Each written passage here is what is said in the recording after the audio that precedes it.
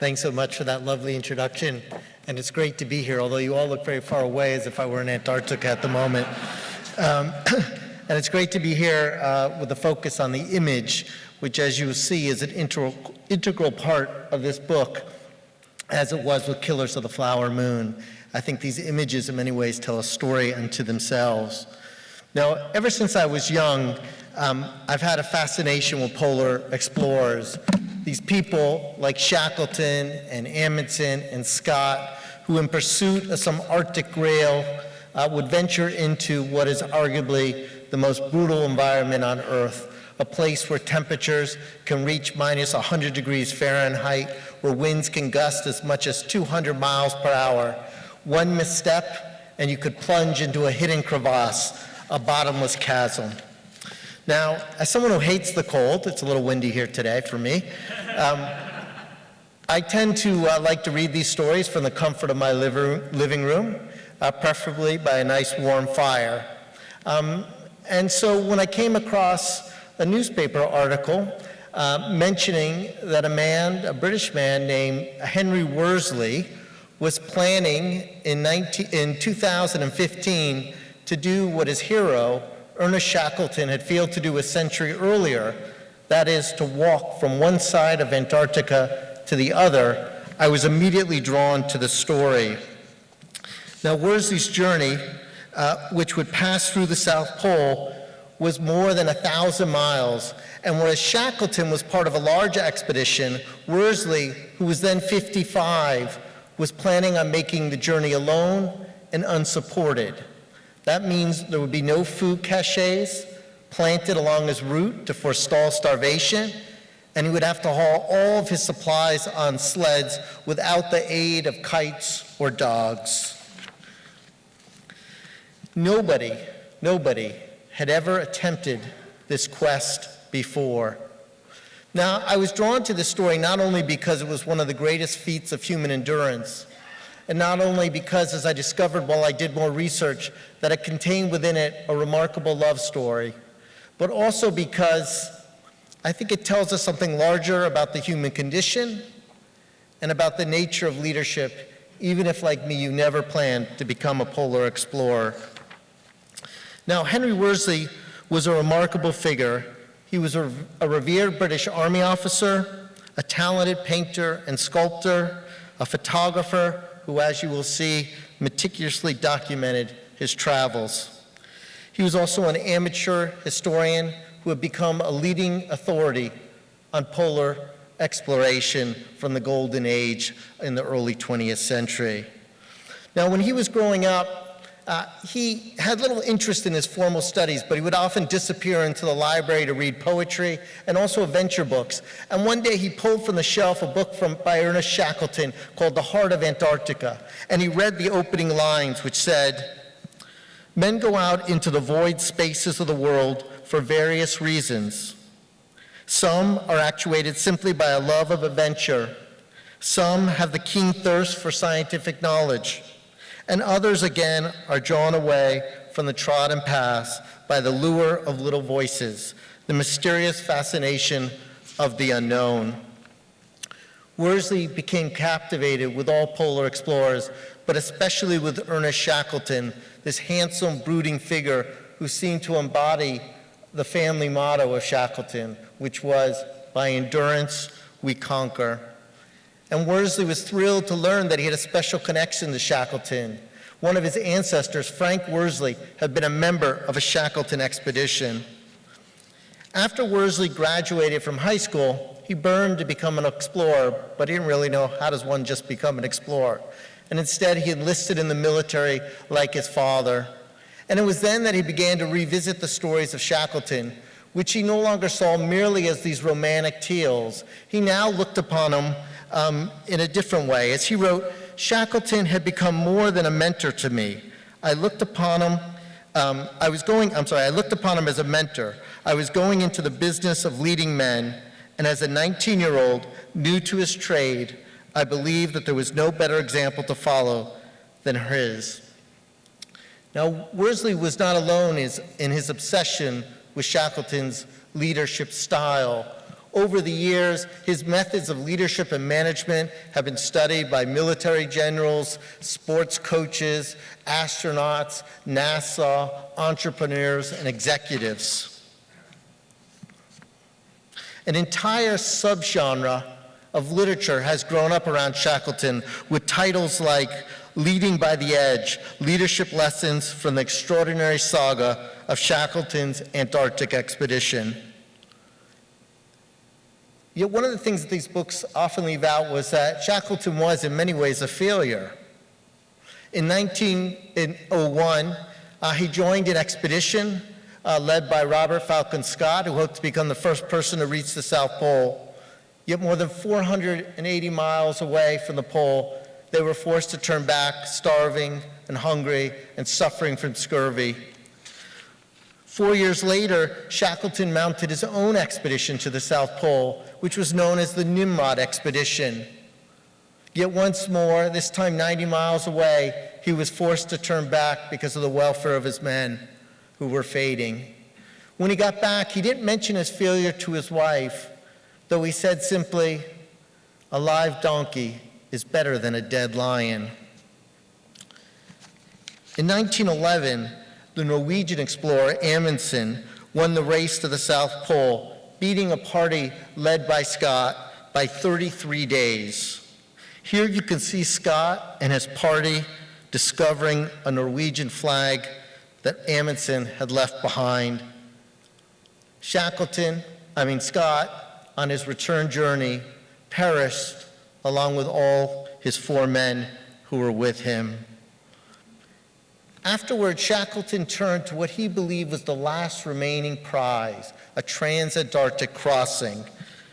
Because of the isolating and punishing conditions of Antarctica, Shackleton, for example, during Scott's expedition, the men were often bickering together. He looked for recruits who had what he believed were the essential qualities for polar exploration and for what it was like to survive in these claustrophobic conditions. Because so many expeditions in the past would bicker, they would backstab, there were cases of mutiny and even murder. And so the qualities he looked for were these. First, he said optimism. Second, patience. Third, physical endurance. Fourth, idealism. And fifth and last, courage. Now, among the 28 members who he chose for his expedition was none other than Henry Worsley's ancestor, Frank Worsley. Shackleton believed he perfectly embodied these qualities, and Frank Worsley was appointed captain of the party's ship. On October 26, 1914, the wooden schooner, which was rechristened the Endurance after Shackleton's family motto, set out from Argentina, carrying the men and 3 lifeboats. 10 days later, the expedition stopped at South Georgia, a glacier-covered island about 1,100 miles east of Cape Horn. Here you can see Frank Worsley looking down on the Endurance ship. The island was deserted except for a whaling station, and it was their last contact with civilization. From there, they sailed into the Weddell Sea toward Antarctica. This sea was filled with treacherous pack ice, and they tried to carve a path through it. But on January 18, 1915, barely 100 miles from their intended base camp on Antarctica, the Endurance became encased in ice. With winter coming, Shackleton realized that he and his party would be imprisoned in the icebound ship until the summer melt in November. Now, while they floated through this winter darkness, because the light disappears in the winter in Antarctica and the temperatures drop even further, Shackleton strove to keep his party united. At the time, he used methods that were considered unorthodox and even radical, especially for someone who came out of a military tradition. He ignored the stifling hierarchies of class and of status on the ship. He required all the men to participate in the same menial tasks and to share the same portions of food, no matter your rank. And while he left no doubt who was in charge, everybody would refer to him as the boss, he participated in these same chores and he mingled easily with the men. he also realized how important it was to maintain some sense of cheer, some sense of optimism amid the dread, where they could literally hear the ship creaking at night as the ice pushed against its hull. And they would hold regular poker games. They would play music that wafted from a phonograph. They would have musicals. Frank Worsley wrote that Shackleton appreciated how deeply one man or a small group of men could affect the psychology of the others. But Shackleton was powerless over the ice. On October 27th, the ship began to sink because the ice literally just crashed into the hull and it began to break apart and frigid water began to pour inside. They rushed to abandon the ship. They lowered the 3 lifeboats and the provisions onto the ice. They found themselves marooned on an ice floe more than 1,000 miles from South Georgia Island, the closest inhabited place. And this was before ships like that had a radio. They had no way to send out an SOS or to call for help. Shackleton tried to give a speech to encourage the others that they would make it, but privately he prayed that he could get them all back to civilizations. The waters were too frozen to launch the lifeboats, which they would need when it eventually broke away. So he had them all reduce their supplies. To set an example, he got rid of his most precious item, a Bible that had been inscribed by the Queen of England. He put it on the ground, and the others began to abandon their personal possessions. And they tried to drag these lifeboats with just the essential items they had. But each of these boats weighed more than a ton, and it proved too difficult.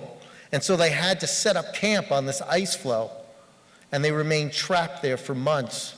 They named the camp Patience Camp. And to prevent mutiny, Shackleton kept the 3 most troublesome characters in his own tent so he could tend to their needs. On April 9th, 1916, the ice finally began to break apart, and they launched the boats.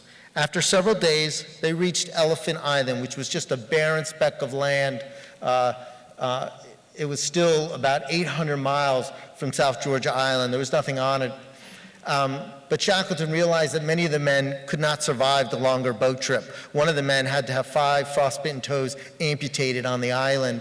And so he took just a few of them in one of the boats, including Frank Worsley, to see if they could try to reach South Georgia Island and get help. And so they set off in one of the boats. Here you can see them departing. And they crossed the open ocean amid hurricanes, amid towering waves. Many of the men were soaked and frostbitten, and Shackleton doled out bits of food to try to keep them conscious. And eventually, more than a year after they had last been on South Georgia Island, they arrived again. It was about a year and a half. They staggered onto the shores. They looked like the survivors of an apocalypse. And yet they still had to climb about 26 miles over uncharted glaciers to get to the whaling station. But eventually they made it and got a ship, and Shackleton returned to Elephant Island, and he was able to save all his stranded men. Not a single man perished in the expedition. Now, Shackleton may have failed in his mission to walk across Antarctica, just as he had failed in his mission to make it to the South Pole. But in a modern age, preoccupied with mastery over battlefields, mastery over bureaucracies, masteries over companies, and most of all, mastery over oneself, he became revered for the way he was able to coolly guide his party, manage his party, and keep them all alive. As one polar explorer put it, when you are in a hopeless situation, when there seems to be no way out, get on your knees and pray for Shackleton. So why do I tell you this long story when I'm supposed to be talking about Henry Worsley? The reason is you can't understand Henry Worsley unless you understand Ernest Shackleton. When Worsley began commanding men and soldiers into battle, he tried to emulate Shackleton's leadership style. Forgoing the privileges of army rank, He befriended the members of his unit and shared in their tasks, no matter how small. He espoused patience and optimism and tried to demonstrate to his men that, as he put it, their welfare and their lives matter most of all. Now, Worsley was drawn to the Special Air Service, the SAS as most of us know it, which is an elite commando unit, be akin to our Delta Force. Just as there are books on self-help books on Shackleton's methods, there's a whole genre of books on how to master the SAS's endurance techniques and practical leadership skills, including how to foster a quote-unquote team mind and the will to survive. And in 1988, Worsley signed up for the SAS's selection course, which is so brutal that several people have died trying to pass it. According to legend, in 1981, after 2 people died trying to take the test, the instructor remarked coolly, "Death is nature's way of telling you you failed." Now, Worsley was among the few who passed this test, and he went on to serve 2 tours with the SAS. And around this time in 1988, he met a woman named Joanna Staton. Though she liked to travel, she hated camping and the wintry cold. "Talk about opposites attracting," she told me. "Christ, I'm a complete pavement girl." Yet she loved the way that Worsley seemed to come from a bygone age, believing unabashedly in ideals of courage and sacrifice. And he loved her brashness and the way she exposed his hidden self, always urging him to go out and achieve his dreams. And in 1993, they were married, and eventually they had 2 children named Max and Alicia.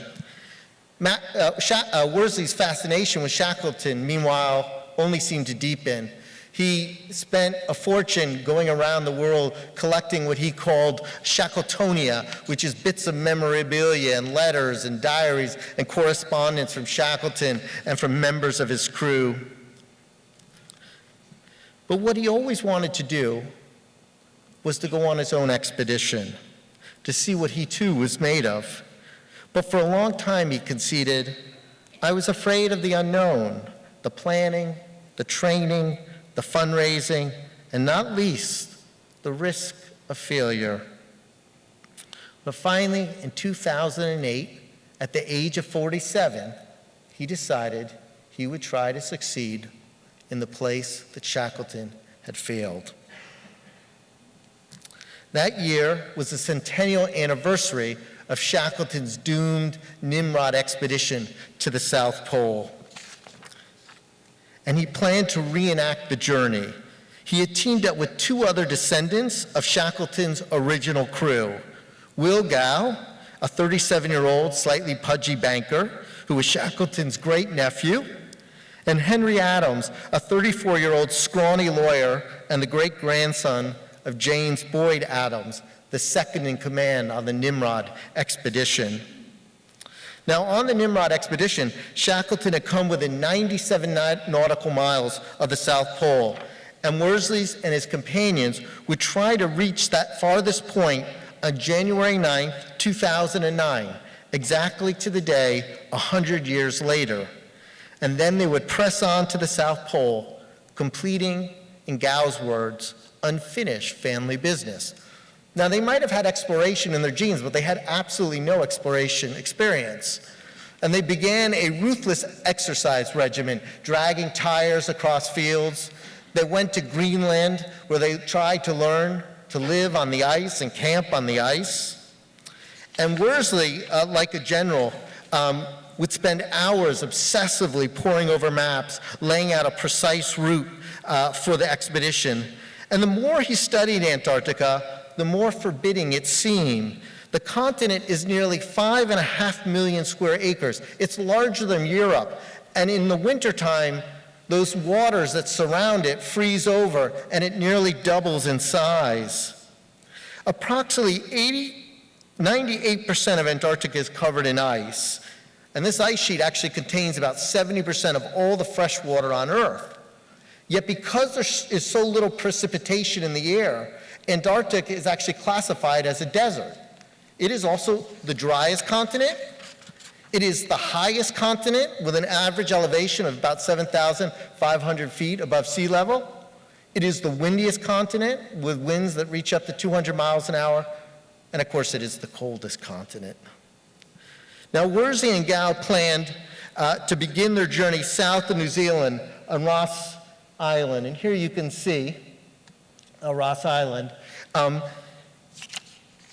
And they would head south across this ice sheet, which is the Ross Ice Shelf. This is the largest floating body of ice in the world. It's about the size of France. They would have to walk, pulling all their supplies on sled, across here, which was about 400 miles. At that point, they would have to find a path across the Transantarctic Mountains, which divide the continent. Those mountains reach about nearly 15,000 feet up.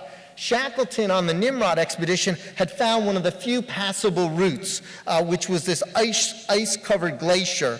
It's almost like a frozen highway, but it's completely treacherous. It's covered with and pocked with crevasses. Shackleton called it the Beardmore Glacier, and only at that time 12 people had ever traversed the whole glacier, which was the same number of people who had walked on the moon. And many of those who had walked across this glacier never came back, including members of Scott and his party.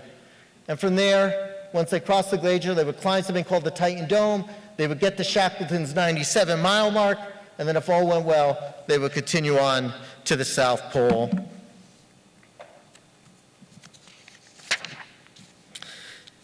Now, by October of 2008, Worsley and his colleagues were ready to embark on their expedition. Worsley's children had painted his skis with messages, including, "By endurance we conquer," and my favorite, "Push it, fat ass."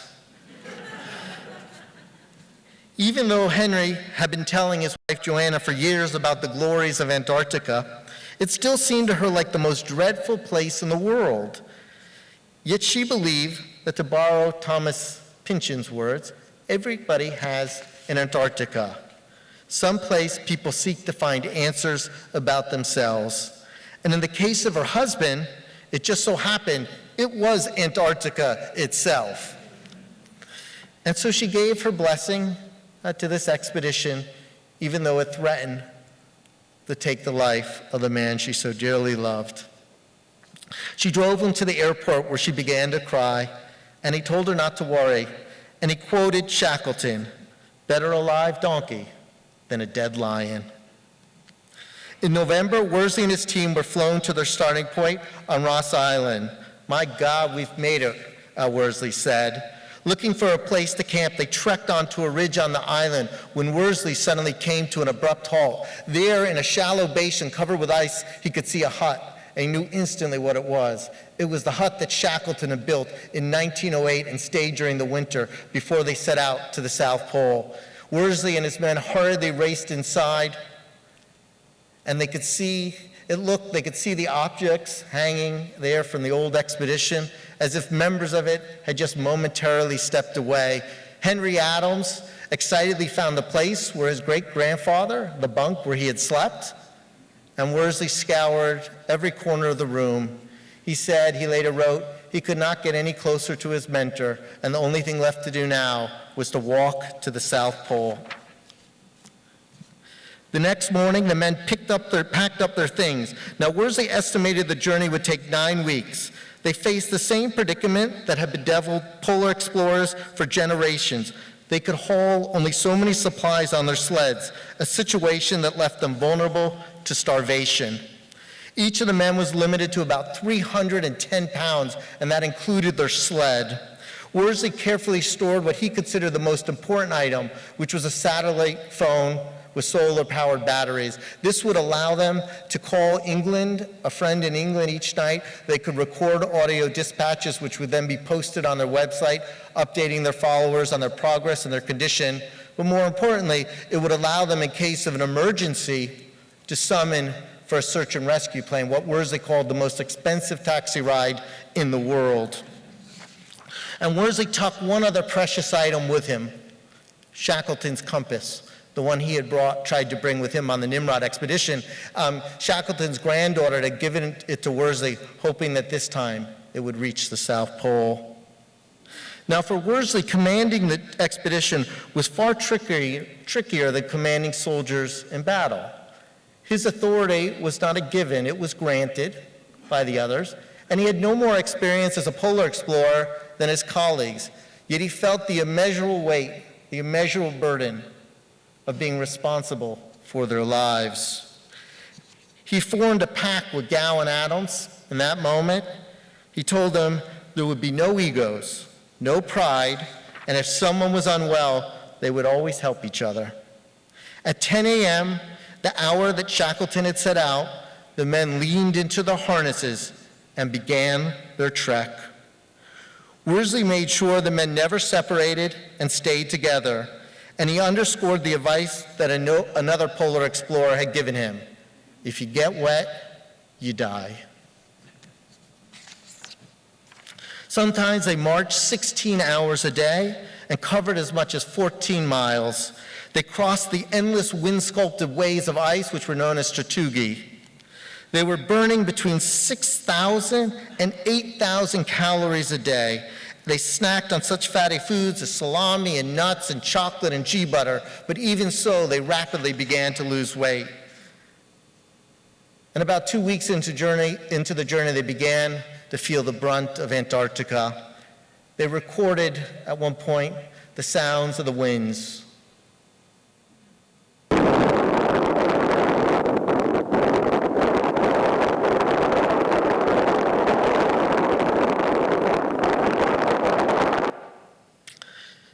They were pinned down in one storm in their tent, and they couldn't get out. And what happens is the winds kick up all the ice particles. So it's not like it's snowing, but it just kicks up all that ice and creates these blinding whiteouts. And the ice literally begins to submerge the tent and bury them, and they're holed up inside. Henry Adams recorded an audio dispatch from inside the tent during the storm. We are tent bound again. A strange predicament, really. We're in the middle of hundreds of miles of ice, no one around. Really only a few people have ever been here, on foot at least, in the whole of time. Howling winds all about us, yet we're comfortable. We're well fed, we're in good spirits, just biding our time, trying to be patient until the weather eases so we can get out.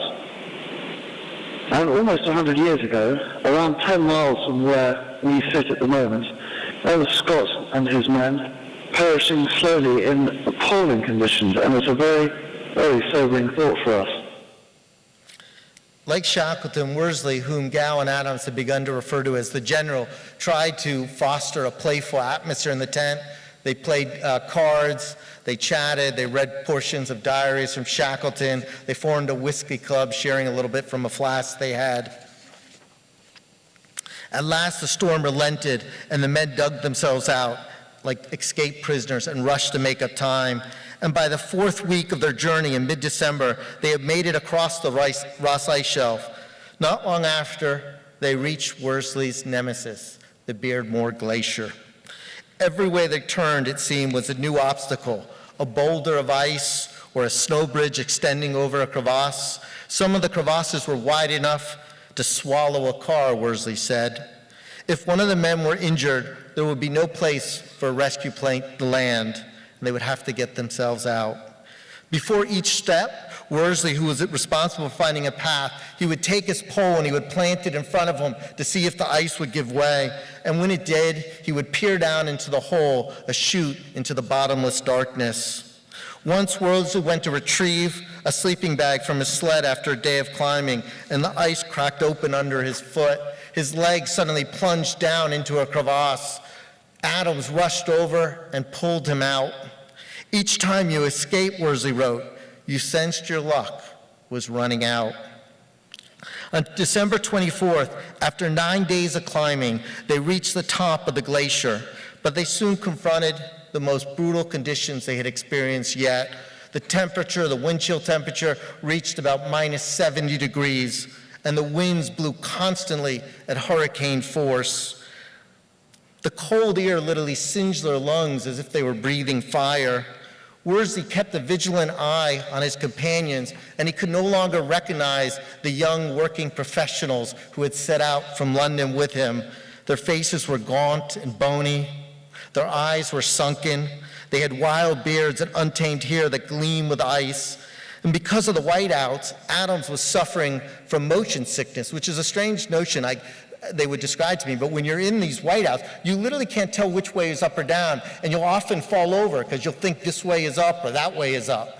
And Adams became so motion sick he threw up. He described it to me as it was like being trapped inside a ping pong ball on a boisterous ocean. Now, Worsley tried to stay upbeat and to comfort the others. He would often help with one of their sleds, helping take some of the weight. When one of them was suffering, he would rush over and he would give them Shackleton's compass to carry or hold as if it was magical dust. But by December 31st, it was Worsley who was suffering and struggling to keep pace. His body could not maintain sufficient body fat. My days were fast turning into a raw, bare-knuckle fight against fatigue, he wrote.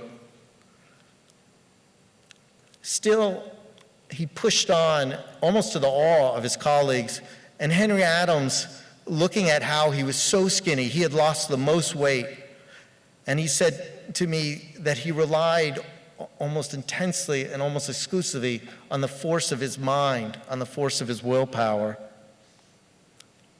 On January 9th, exactly 100 years after Shackleton and his party, they reached the 97-mile mark. The men looked around at this place that had filled their dreams, that had almost lured them to their demise, and what could they see? Nothing but barren ice, all the way to the horizon. Their grail was no more than a geographical data point in the middle of a deathscape.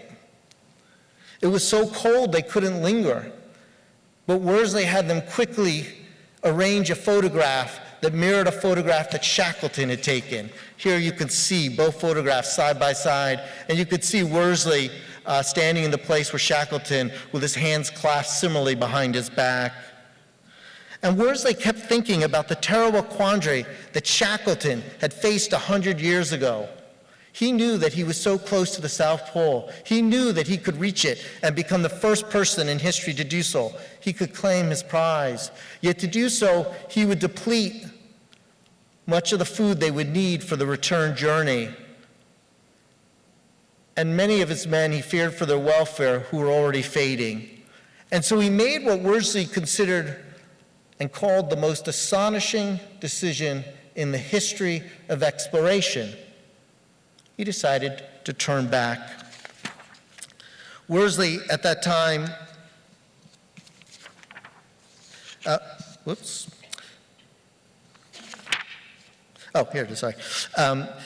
Worsley said to Adams at the time, "I simply cannot contemplating them just turning back and heading back the way they had just come."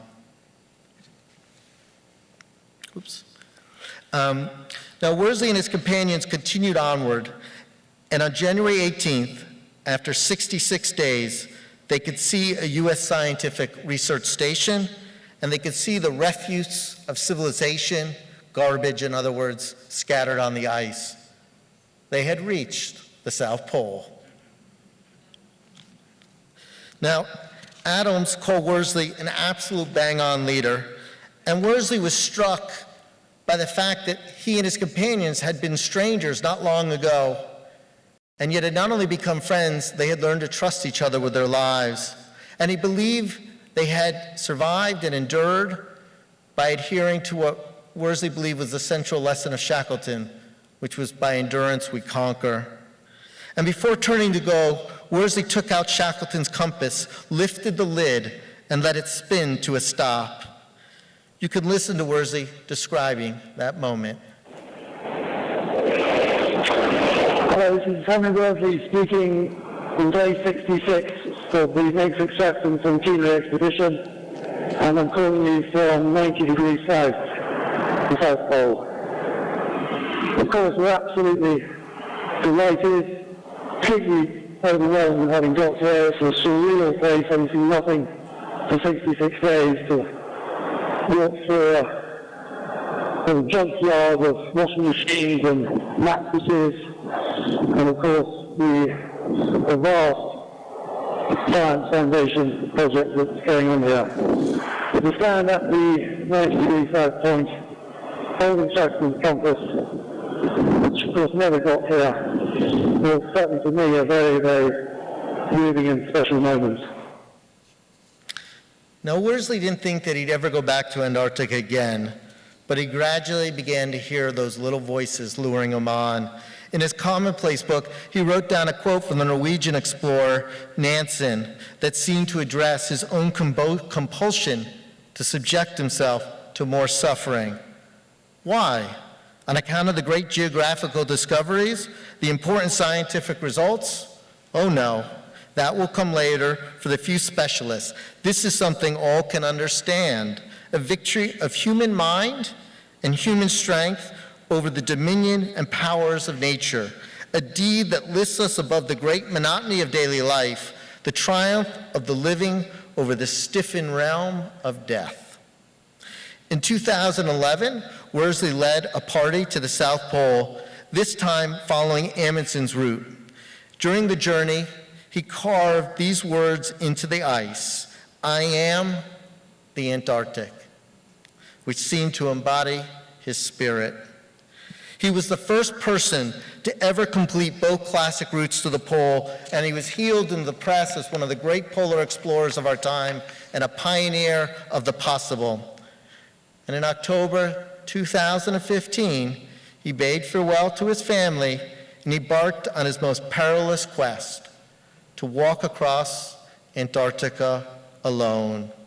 Not only would it be Worsley's longest, hardest, and most punishing quest, he would have to survive entirely on his own wits. He would have to be the leader of himself. This time, Worsley's route would begin on the Atlantic side of Antarctica by a place called Berkner Island. They would then march from Berkner Island. He would march to the South Pole, which is about 570 nautical miles. They go by nautical miles, so it's much longer in actual miles, probably about 650 regular miles. Go this way. Then, heading in the reverse direction that he had come with Gow and Adams, he would go from the South Pole, climbing something called the Titan Dome, and then descend across the Transantarctic Mountains and descend to the Ross Ice Shelf.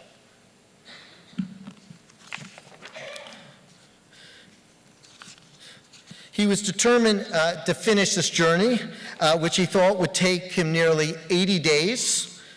And he had to finish by February when winter set in, and by that time it becomes too perilous for a rescue plane to land, and there would be no exit. After arriving in Antarctica that November, Worsley wrote in his diary, "So happy to be back," adding, "Many days of struggle ahead, but a glorious start." He described Antarctica as the best place on Earth right now. Then, as on Shackleton's endurance expedition, everything began to go wrong. He was engulfed in endless whiteouts. He recorded the awful conditions.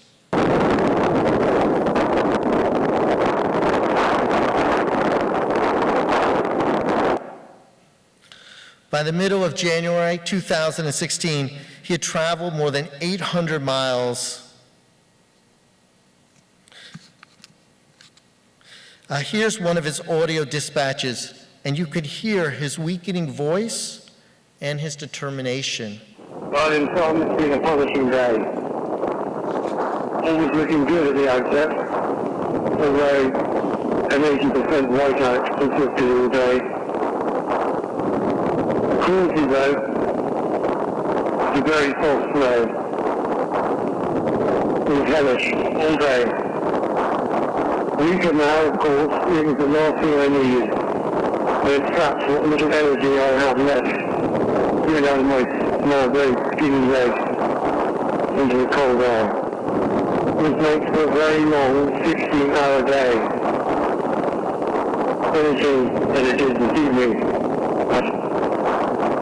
And then be up again at 5:30 to repeat the process. So that's what I have to do. Begin I will. Yet soon virtually every part of his body was in agony. His arms and legs throbbed, his back ached, his feet were blistered, his toenails were discolored, his fingers had started to become numb with frostbite. In his diary he wrote, "I am worried about my fingers, one tip of little finger already gone, and all others very sore." One of his front teeth had broken off, and the wind whistled through the gap. He had lost more than 40 pounds and was on the verge of collapse. Yet he had never failed before, and he was certainly never one to give up. He had always adhered to the maxim, to the family motto of Shackleton, "By endurance we conquer," which was painted on his sled. And he would often, as he was pulling his sled like a mule, he would repeat the unofficial motto of the SAS, which was, "Always a little further, a little further." What's more, he only had about 100 miles to go to the end. He was so close to claiming the Grail and to what he described as a rendezvous with history. But how much further could he press on before the cold consumed him? Whenever Worsley had faced a perilous situation, and he was now in more peril than he'd ever been, he would ask himself one question: what would Shax do? What would Shackleton do? And that is the question that my book, The White Darkness, explores. What is the true meaning of leadership in Shackleton? Is it to never give up? Or is it to accept and reckon with human limitations? It is a question that generals, politicians, businessmen, and others face. And it is a question that we all face with our own private Antarcticas in our own lives. Do we keep going? Or do we find triumph in failure? In the case of Worsley, though, his life would literally depend on the answer. Be happy to answer any questions you have.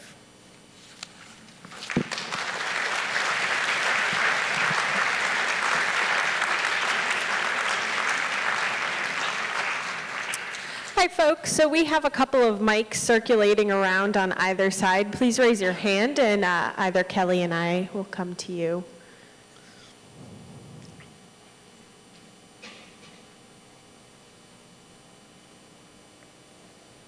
Down here. Thank you so much. Just an incredible story. I'm really curious about your process. You mentioned at the very beginning that you learned about Worsley from an article. How often do you encounter a story like that that sparks your interest, and how many times does it actually turn into an article or a book? Thank you. The hardest thing for me, I think, of the process is actually finding the story to tell. The rest is mechanics, and the mechanics can be really hard and challenging, but unless you have something that you think will hold people's interest, but even as much as that will hold your own interest, that there's questions on your own journey that you want to answer, especially if a project is going to take months and possibly years, and Killers of the Flower Moon took me 5 years. You need that. So I read a lot of articles and read newspapers a lot. I'm always trying to eavesdrop on people in Starbucks to try to steal story ideas. And, but very, very few turn into stories that are worth telling. This was a story, when I read it, I became very interested, and I reached out to the family at a certain point, and they weren't quite ready yet to talk, and about a year went by, and I reached out to them again. And at that point, they were ready to talk, and they shared with me some of these materials which you've seen here, and a wealth of other information, including personal diaries. Great. We have a question right down there. I was wondering, did you follow his daily blog that he was posting? I did after the fact. I followed it a little bit, but I was working on something else, and I followed it only sporadically. It was only later when I really turned to it that then I followed every part of it and revisited every piece of it. What was interesting about Worsley is one of the challenges of doing research is finding the materials to bring someone to a life and to understand what they were doing in their inner moments, to get that kind of novelistic insight, but which is rooted only in fact. With Worsley, and even with Shackleton, there was a wealth of information because he came out of tradition of obsessively documenting. You know, Scott, when he was dying in Antarctica, you know, he's found with his diary like frozen to his chest. And he's literally writing as he's dying, "We shall die like gentlemen." And there was this tradition of documenting this, and Worsley was part of that. So he both did audio broadcasts, he kept a private diary, and then of course there are these remarkable photographs and video clips that were taken from the phone, some of which I share with you, where you could just hear those howling winds. Great, and we've got a question right over here. You pass that right down to him. Thank you so much. So I totally get the desire to go off by yourself and explore and kind of stay in your own head maybe. But the immediate reaction is, what about those crevasses? So the crevasses, did you say? Yes. So do you have any insight, like how he felt about that? Something you can't plan for, and if nobody's there, you're SOL. Yeah, he said that, I mean, he described the two biggest threats as being solo, as being the crevasses. He was meticulous in trying to find routes and study satellite imagery and to kind of find a route which would at least minimize the risk. But that was a risk that was the greatest, because obviously if he fell in, you know, there would be no, you know, even if he broke a leg to some degree and he fell in one, he wouldn't be able to get out. So he identified that as one of the greatest risks. He did say, though, he thought he had minimized that risk by studying routes and consulting other accounts of other explorers to find the place which would at least reduce that risk. I think he also described as the other risk, obviously you're alone. It's incredibly solitary. The silence of Antarctica is awesome and total. And I think for him, the biggest challenge, even bigger than crevasses, was he was always motivated by the welfare of his companions. He would never do anything to put his companions at risk. He was a leader of them, and he saw his primary responsibility to get them back alive. When you're alone, and the responsibility is just yourself, you might be more likely to take a risk, and you have nobody to eyeball you and say, hey, look, mate, you know, you're getting a little screwy, you know, you're lost so much weight, or you're getting dizzy, or you're not making clear decisions. He wouldn't have that. He would just have himself. He saw that as one of the challenges, and that was what motivated him to do it, but it also, even probably more than the crevasses, was the biggest risk. We have a question here.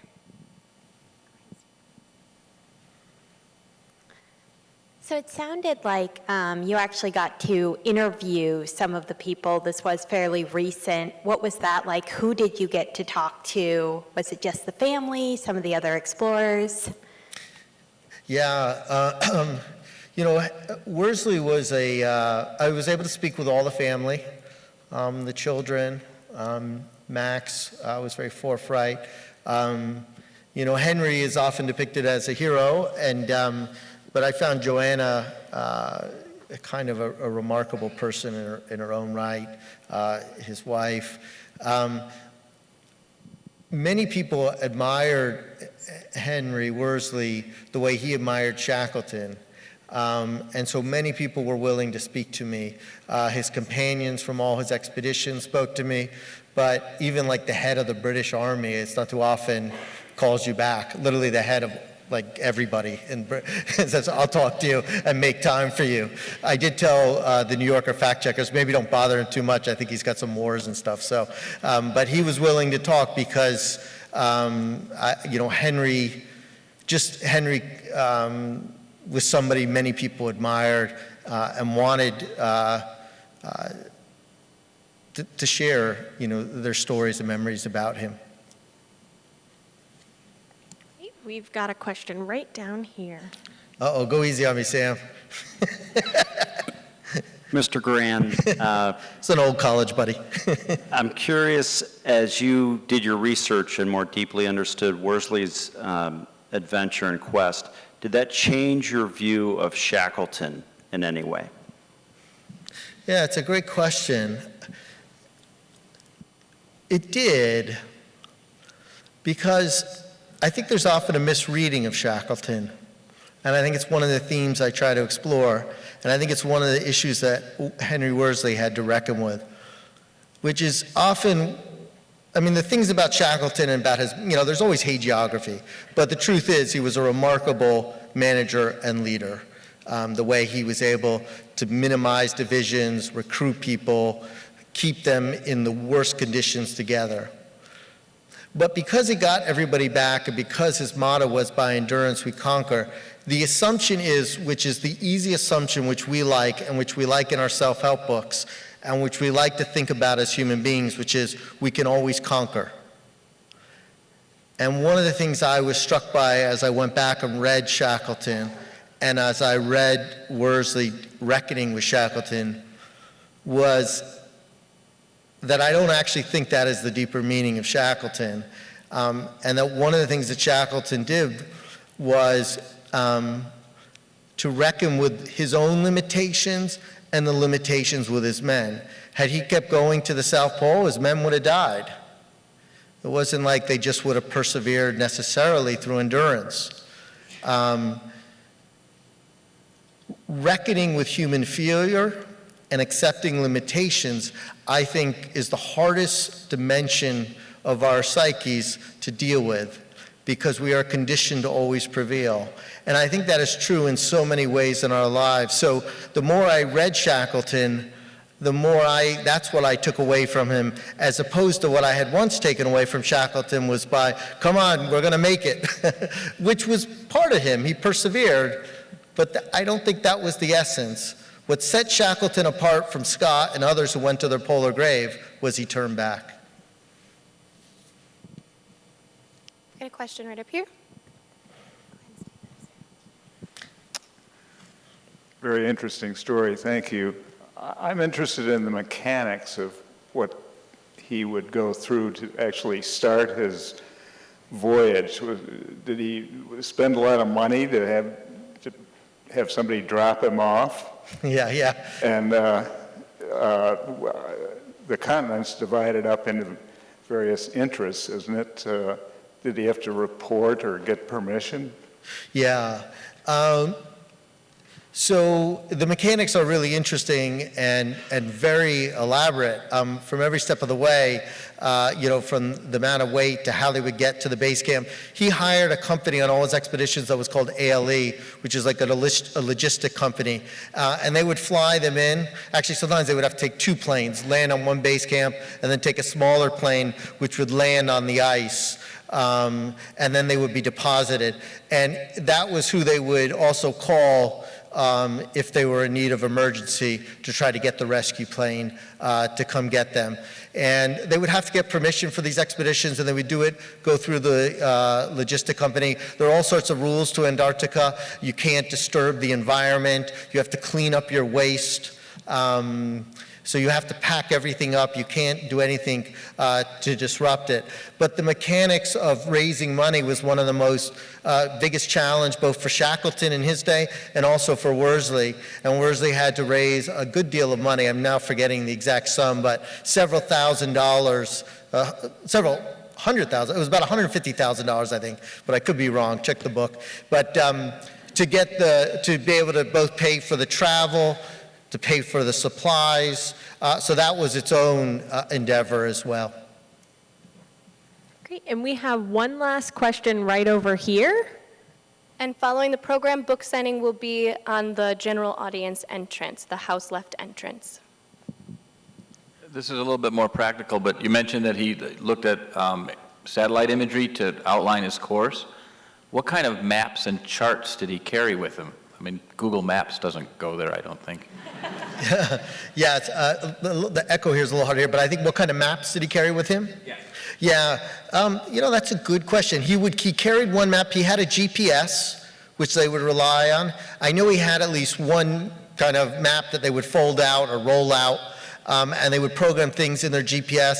And every day, they would record their precise coordinates, and they would call ALE, and they would give those coordinates.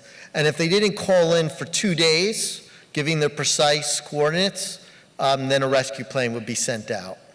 But getting a rescue plane to them is not a certain bet. I mean, depending on where they are, a rescue plane may not be able to land. Often in Antarctica, planes can't take off. One of the things that really challenged Henry Worsley on his last expedition was he was delayed in Chile because the weather conditions were so bad, ALE couldn't get a plane to fly him to the base camp. So he started really late, so he had a grueling pace ahead of him because he had to get out by February when winter comes. Thank you all so much. I really appreciate it. I hope it's warmer outside.